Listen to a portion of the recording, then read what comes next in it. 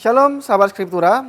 Dalam video seri Renungan Skriptura kali ini kita akan melanjutkan pembacaan di dalam Kisah Para Rasul pasal yang ke-6 ayat yang ke-6 sampai ke-10. Bagian ini memperlihatkan apa yang terjadi setelah 7 orang dipilih untuk pelayanan.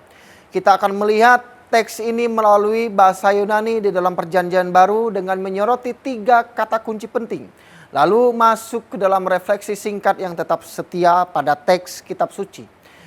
Kita akan masuk ke dalam kata kunci yang pertama, ada epitithemi, yang artinya menumpangkan atau meletakkan. Kata ini dipakai ketika para rasul menumpangkan tangan atas ke-7 orang yang dipilih. Di dalam teks, tindakan ini menandakan peneguhan dan penyerahan tugas secara resmi. Pelayanan tidak dijalankan secara sembarangan, tetapi diteguhkan melalui doa di hadapan Tuhan dan umat. Kemudian kata kunci yang kedua ada charis, yang artinya anugerah kebaikan yang bekerja secara aktif.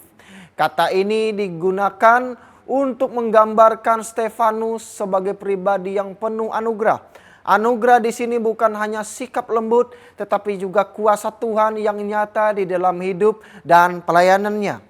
Teks itu menegaskan bahwa apa yang dikerjakan Stefanus bersumber dari anugerah Tuhan yang aktif.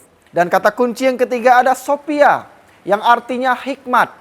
Kata ini muncul ketika orang-orang berdebat dengan Stefanus. Itu tidak sanggup melawan hikmat yang ia miliki.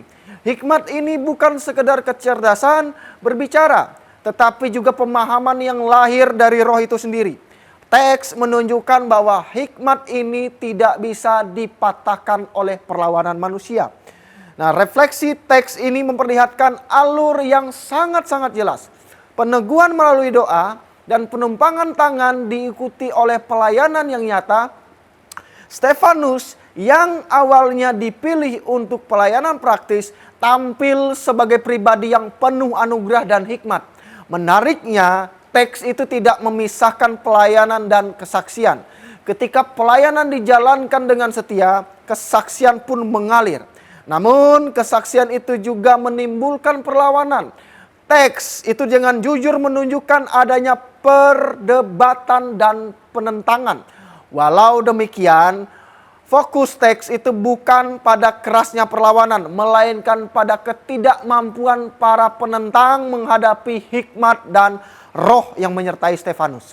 Nah, di dalam terang ini kita melihat bahwa mengikuti Tuhan Yesus membawa umat masuk ke pelayanan yang hidup, kesaksian yang kuat, dan tantangan yang nyata. Tetapi juga penyertaan Tuhan yang tidak tergoyahkan. Nah, di dalam bacaan kali ini itu menegaskan satu perihal penting.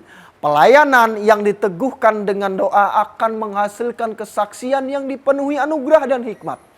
Walau perlawanan hadir, karya Tuhan tidak bisa dihentikan oleh pertentangan manusia. Kiranya melalui perenungan ini menolong kita para pembaca kitab suci itu lebih peka dan setia pada teksnya. Terima kasih sudah menyimak dan sampai jumpa di video yang selanjutnya. Tuhan Yesus memberkati.